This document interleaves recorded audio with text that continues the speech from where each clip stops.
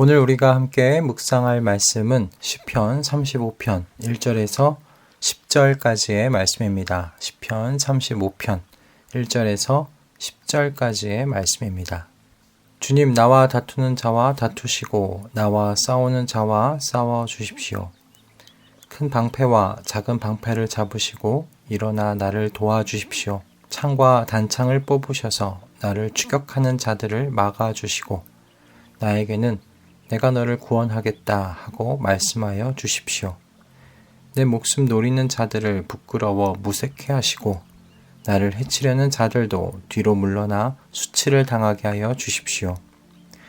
그들을 바람에 날리는 겨처럼 흩으시고 주님의 천사에게서 쫓겨나게 하여 주십시오. 그들이 가는 길을 어둡고 미끄럽게 하시어 주님의 천사가 그들을 추격하게 해 주십시오.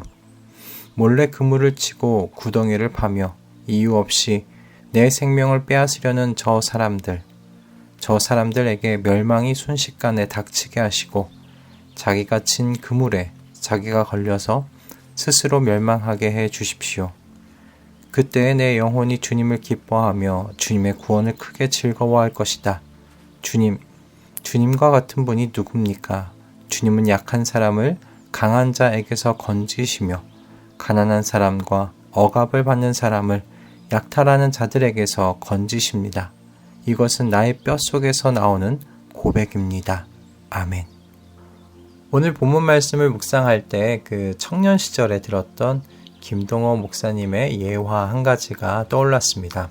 예화의 제목을 이렇게 붙여보자면 이렇게 붙일 수 있을 것 같아요. 80kg 하나님과 40kg 세상이라는 제목으로 좀 붙여볼 수 있겠는데, 그 예화의 내용은 좀 이렇습니다.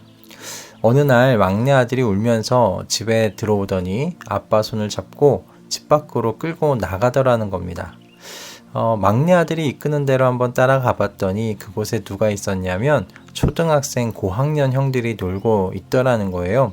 그런데 막내 아들이 갑자기 막 뛰어가더니 한 덩치 큰 고학년 형의 정강이를 냅다 차고는 아빠 뒤로 와서 숨더라는 겁니다. 아마도 이 고학년 형들이 이 목사님의 막내 아들이 억울할 만한 일을 했던 모양입니다. 그런데 그렇게 정강이를 냅다 차고는 아빠 뒤로 숨는 그 아들을 보면서 목사님이 생각하시게 된 것이 하나님은 80kg, 세상은 40kg 이라는 거예요. 성도가 살아가는 세상이 아무리 험악하고 무섭게 이 성도에게 달려든다고 하더라도 세상은 40kg 짜리라는 거죠. 성도 뒤에는 80kg 하나님 서 계시니 두려워하지 말자.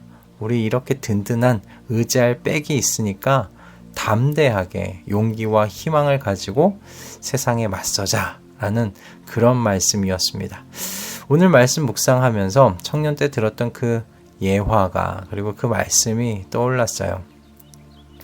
오늘 우리가 읽은 이 시인의 기도를 한마디로 요약하자면 하나님 내 편이 되어주세요 라고 요약할 수 있지 않겠나 싶습니다. 여러분 시인의 호소를 한번 들어보세요. 주님, 나와 다투는 자와 다투시고 나와 싸우는 자와 싸워주십시오. 큰 방패와 작은 방패를 잡으시고 일어나 나를 도와주십시오. 창과 단창을 뽑으셔서 나를 추격하는 자들을 막아주시고 나에게는 내가 너를 구원하겠다 하고 말씀하여 주십시오. 시인의 이와 같은 하나님을 향한 호소를 읽어보면 내 편이 되어주세요 하나님이라고 이 시인의 말을 좀 요약할 수 있지 않겠습니까? 시인이 이렇게 하나님께 호소하는 이유는 한 가지입니다. 시인이 살아내고 있는 세상이 악한 세상이기 때문에 그래요. 오늘 우리가 35편 전부를 다 읽지 않아서 그가 어떤 불의한 상황을 당하고 있는지를 우리가 다 알 수 없지만 2절의 말씀만 읽어보아도 지금 그가 얼마나 불의한 상황을 당하고 있는지를 짐작해 볼 수가 있을 것 같습니다. 먼저 12절의 말씀인데요. 12절의 말씀에 이렇게 기록되어 있어요. 그들이 나에게 선을 악으로 갚다니 내 영혼을 이토록 외롭게 하다니. 시인은 자신을 괴롭히는 사람들을 정말 정성을 들여 돌보았습니다. 이어지는 말씀을 보면 아플 때 함께 아파했다고 되어 있고요. 또 그들이 병들었을 때는 금식하면서 기도까지 했던 것을 알 수 있습니다. 그런데 그렇게 사랑과 자비로 선을 베풀었던 사람들이요, 지금 시인을 물어뜯는 이리떼가 되어버린 겁니다. 이거 얼마나 억울하고 분하겠습니까? 그런데 시인의 고통이 여기서 끝나지를 않아요. 20절의 말씀입니다. 그들이 평화에 대해 말하는 법이 없습니다. 평화롭게 사는 백성을 거짓말로 모해합니다. 시인이 어떤 상황입니까? 지금 거짓으로 자신을 모해하는 사람들에게, 음해하는 사람들에게 둘러싸여 고통을 당하고 있는 것으로 보여요. 자신이 저지르지 않은 일로 시인은 지금 오해를 받고 고통당하고 있습니다. 여러분, 시인의 마음과 이 정신이 어떤 상태에 있을지 상상이 가지 않으십니까? 그런데 시인은 이와 같은 때 성도가 어떻게 해야 하는지 모델이 되어주고 있어요. 시인은 믿음의 후대들에게 이와 같은 때에는 여호와 하나님께 손을 들어 내 편이 되어 나를 대신에 싸워주십시오, 그렇게 기도하라고 가르치고 있는 겁니다. 즉, 여러분, 성도는 이 시인과 같이 기도할 수 있는 사람들이라고 가르쳐주고 있는 거예요. 하나님의 자녀가 된 성도가 가지는 특권은 바로 하나님 아버지께서 자녀인 이 성도들의 편이 되어 주신다는 것 아닐까 싶습니다. 이와 관련해서 우리는 이 구약 성경에서 남유다의 왕이었던 여호사밧 왕의 이야기를 좀 생각해 볼 수가 있는데요. 여호사밧이 남유다의 왕이었던 시기에 모압과 암몬, 그리고 세일산에 살던 마온 족속이라는 이 세 족속이 아무 이유 없이 큰 군대를 이끌고 남유다를 치러 내려온 적이 있었습니다. 너무 많은 병력 앞에서 여호사밧이요, 하나님께 기도할 수밖에 없었어요. 그런데 그가 하나님께 기도하는 내용이, 그 기도의 내용이 오늘 35편 시인과 너무 흡사합니다. 먼저 여호사밧은요, 하나님께 남유다를 치러 내려오는 모압과 암몬과 이 마온 사람들의 악함을 고발하는데요. 그 악함이 무엇인가? 과거 이스라엘 백성이 시내 광야를 거쳐서 가나안 땅으로 들어가는 과정 속에 모압과 암몬 땅을 하나님께서 허락하지 않으셔서 이들을 멸망시키지 않고 지나친 적이 있었습니다. 여호사밧이 바로 그 일을 꺼내들고 하나님께 기도한 거예요. 조상들이 하나님께서 명령하셔서 모압과 암몬 사람들에게 선을 베풀지 않았습니까? 그런데 이제 와서 저들이 주님께서 주신 땅에서 우리를 내쫓으려고 하는데 주님 가만 보고 계시겠느냐, 그렇게 여호사밧이 하나님께 기도한 겁니다. 그리고 여호사밧이 이어서 기도해요. 우리는 저들을 대적할 능력도 없습니다. 어찌할 바를 알지도 못합니다. 그래서 주님만 바라보고 있습니다.